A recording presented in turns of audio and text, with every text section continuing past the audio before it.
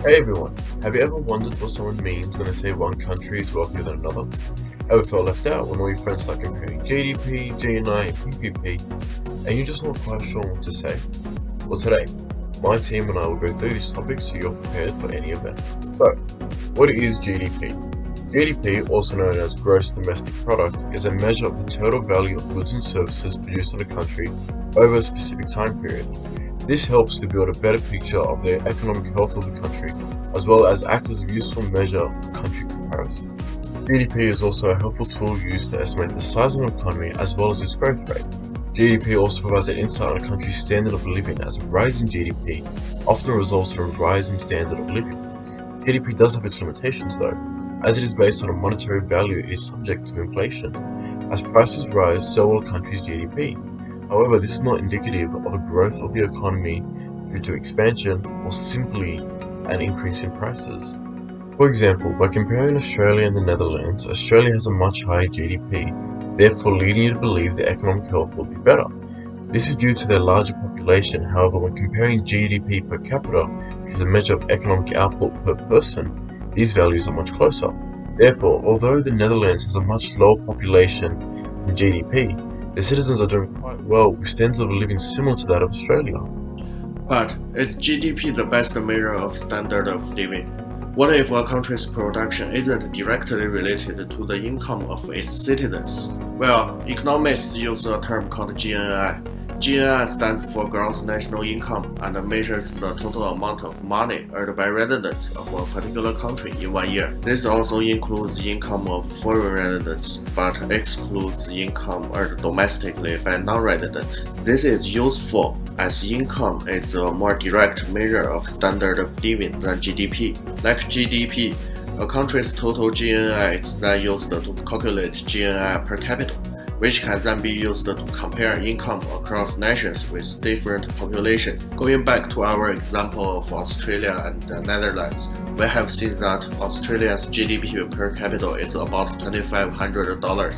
But how do they compare in terms of GNI? In 2019, Australia's GNI per capita was about $54,900, and the Netherlands had a GNI per capita of $53,200. Thus, for the average citizen, the difference in income between these two countries is about $1,700. Crucially, this difference is smaller than it was when comparing their GDPs, showing that their standards of living may be more similar than a GDP comparison alone would imply. Additionally, no countries have a GNI per capita between these two countries, indicating that they are quite similar on the global stage.